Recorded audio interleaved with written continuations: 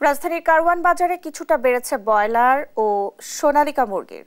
Broiler মুরগি বিক্রি হচ্ছে 5 টাকা বেশিতে আর 175 টাকায়। সোনালিকা মুরগি বিক্রি হচ্ছে 10 টাকা বেশিতে 250 টাকায়। এদিকে বাড়তি দাম বিক্রি হচ্ছে চাল। চিকন চাল বিক্রি হচ্ছে 68 থেকে 70 টাকা, নাজিরশাইল 76 থেকে 78 টাকা। তবে আটাশ চাল 1 টাকা কমে 56 থেকে 57 টাকায় বিক্রি হচ্ছে প্রতি কেজি। এদিকে চাহিদা কম থাকায় কিছুটা কমেছে গরুর মাংসের দাম। প্রতি কেজি গরুর মাংস বিক্রি হচ্ছে 720 থেকে 730 টাকায়। তবে সরবরাহ কম থাকায় বেড়েছে ইলিশের দাম।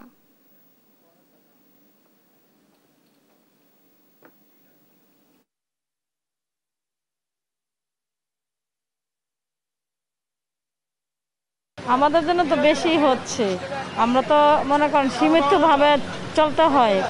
ঢাকা শহর তো 2টা বাচ্চা নিয়ে মনে করেন চলাফেরা করতে হয়, আর জিনিসের দাম তো মূল্যবান যদি একটু কমায় দেয় তাহলে আমাদের জন্য অনেক ভালো হয়। 170 টাকা ব্রয়লার চলতেছে, পাকিস্তানে বেচতেছে 220 টাকা 30 টাকা কেজি। তো পরিস্থিতিতে আমি মনে করি আলহামদুলিল্লাহ এই আইটেমটা ঠিকই আছে। সবারই এখন একটাই চাওয়া, সেটা হচ্ছে বাজার একটা সবার সামর্থ্যের মধ্যে আসুক। আমরা যত কমে কিনতে পারবো এত কমে বেচতে পারবো, যত বেশি দিয়ে কিনবো এত বেশি বিক্রি করতে হবে। আমার সরকার এটা দেখে তদন্ত করে দেখা দরকার যে পর্যাপ্ত পরিমাণ ধান আছে, চাল আছে, বাজারও অভাব নাই, কিন্তু দামটা কেন কমে না, কারা দামটা বাড়ায় রাখছে, কারা সিন্ডিকেট করে রাখছে।